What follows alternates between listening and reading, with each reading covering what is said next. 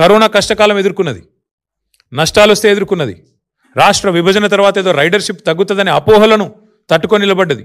ఇన్నిటి తర్వాత ఇలా సంస్థ వెళ్ళిపోయే పరిస్థితి వచ్చింది. హైదరాబాద్ ఉజ్వలంగా, ఒకవైపు మీరే చెప్తున్నారు కదా తెలంగాణ రైజింగ్ రైజింగ్ అని, మరి అంత రైజింగ్ అంటే ఎందుకు పారిపోయే పరిస్థితి వచ్చింది ఎల్ఎన్టీ చెప్పాలని చెప్పి నేను ముఖ్యమంత్రిని కోరుతున్నాను.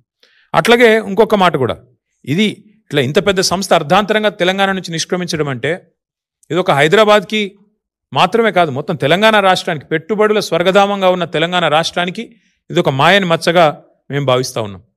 సాధారణంగా ఎక్కడైనా ఒక పరిశ్రమ పెడితే అక్కడ లోకల్ కొంతమంది ఉంటారు, నాయకులు, గూండాలు, చిన్నచిన్నోళ్ళు, ఆకు రౌడీలు, వాళ్ళు బెదిరిస్తుంటారు, ఏయ్ మా దగ్గర పెడతావా అట్లా ఇట్లా అని. తెలంగాణలో ఇప్పుడు ఎట్లయిపోయిందంటే స్వయంగా ముఖ్యమంత్రి బెదిరించే కాడికి వచ్చింది. గలీజ్ అంటే పరిస్థితి. డైరెక్ట్గా నిస్సిగ్గుగా, మళ్ళీ ఏం భయం కూడా లేదు, సిగ్గుపడు కూడా లేదు, నిస్సిగ్గుగా ఎల్ఎన్టీ సిఎఫ్ఓని తీసుకుపోయి జైలు లేమని చెప్పిన నేను.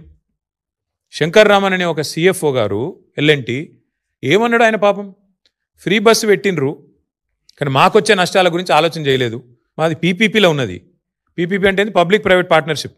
మేము పెట్టుబడి పెట్టినాం ఇలా, మరి హైదరాబాద్లో ఫ్రీ బస్ పెడితే మాకు కొంత నష్టం వస్తుంది కదా, మరి మమ్మల్ని కూడా చూసుకోవాలి కదా అన్నట్టు ఏదో అన్నాడు ఆయన.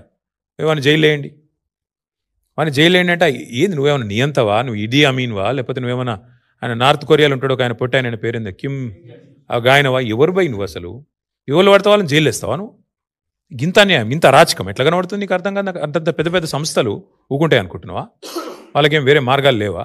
అంటే నీ ఇష్టం ఉన్నట్టు మాట్లాడతా, నీ అహంకారపూరితంగా ఎవరిని పడితే వాళ్ళని జైలు వేస్తా, ఇంత అన్యాయమా?